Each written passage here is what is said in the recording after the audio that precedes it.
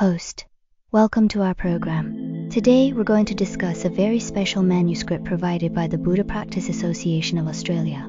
It records a profound dialogue between a master and his disciples. We're going to dive deep into it and see what treasures we can unearth. This dialogue starts by throwing out some very sharp questions.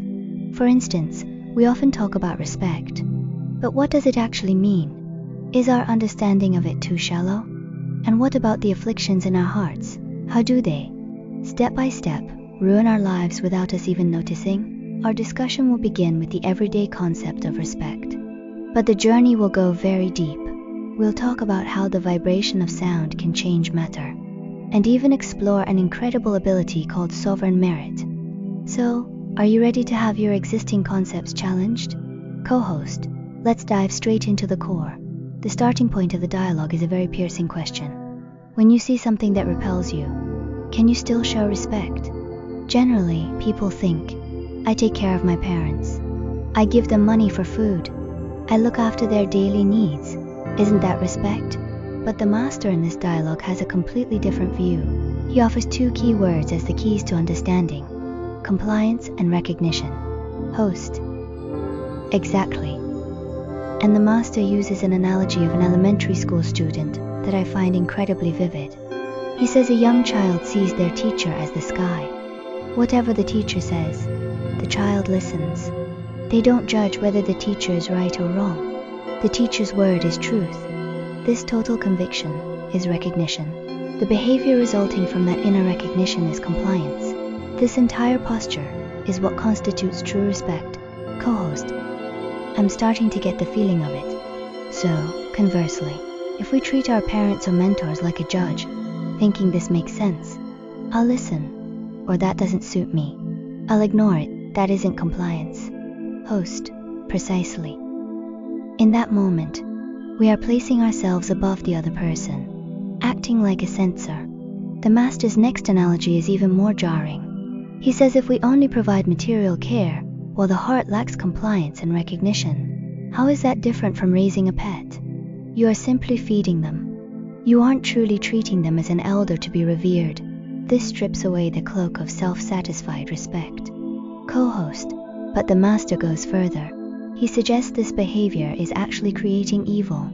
That sounds harsh. Many people might think, I'm busy, but I still call my parents and buy them things. If I get a bit impatient occasionally, isn't that just human nature? Is it really that severe? Host, I understand why that seems strict. But if we follow the master's logic, it makes sense.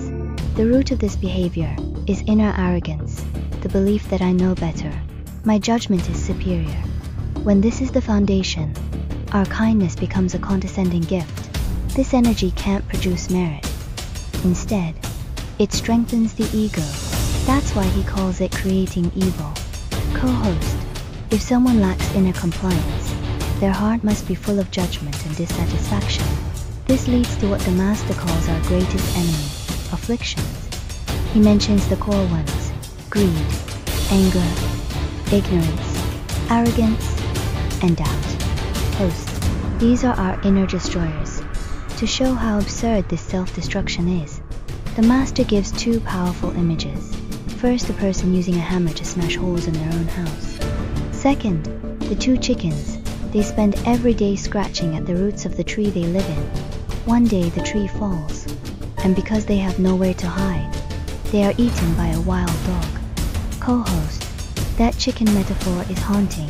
It reveals that while we think we are just venting or standing our ground, we are actually destroying our own foundation, the very thing that protects us. Host, the master is blunt about the consequences. You learn nothing well. You fail at your task, and your life becomes full of leaks.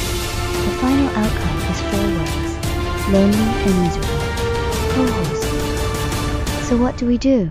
We can't just watch ourselves smash our own walls. Host, this is the most valuable part of the dialogue. The solution isn't to fight the afflictions head-on. The master says, if you attack them, they just hide. The more you try to hunt them down, the more they play hide and seek. The secret is to build outward rather than attack inward. His rule is one-minded learning, one-minded action. Co-host, One-minded action? Host. Yes. Focus all your energy on learning and doing your tasks to the highest level of excellence when you are fully occupied building the house.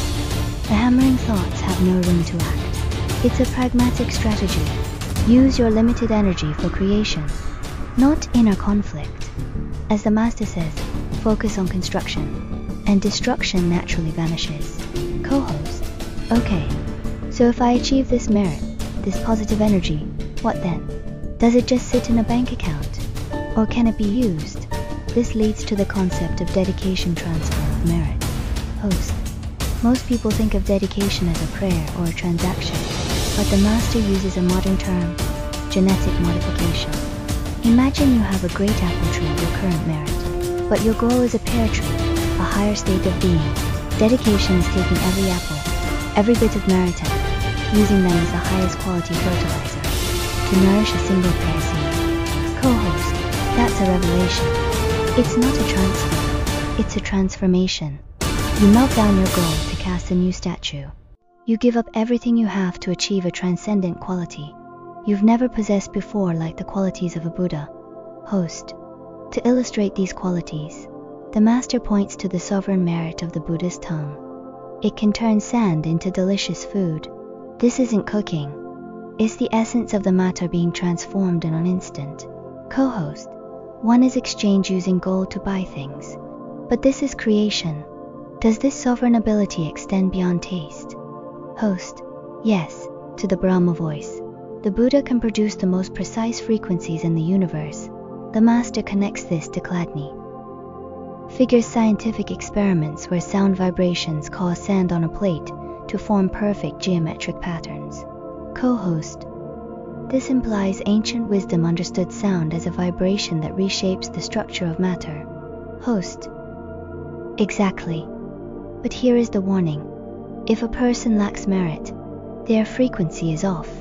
When they recite a mantra with a polluted mind, they aren't creating a beautiful snowflake pattern. They are creating a messy, ugly shape within their own body and mind.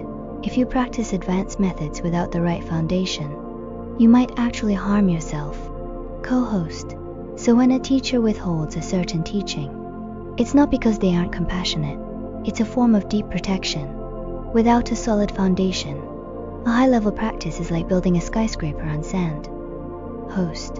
Looking back on our journey, we started with a simple question about respect and ended with the mysteries of sound and matter.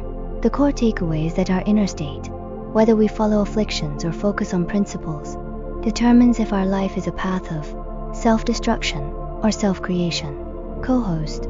I love the master's summary. Everyone is sculpting themselves. Ultimately, whatever you turn out to be, you are the one who has to live with it. Host. Every word, thought and action is a stroke of the chisel. We can be like the chickens digging up our own roots, or we can use one-mindedness to build a temple of merit. The choice is always in our hands. Co-host. Finally, consider this. The master used just one example, the tongue, to show a vast, matter-transforming realm of merit. If such a tiny part of the body can hold such potential through practice, what incredible possibilities lie hidden within our entire life, waiting for the right choices to unlock them? Would you like me to adjust the tone of any specific section, or provide a summary for a social media post?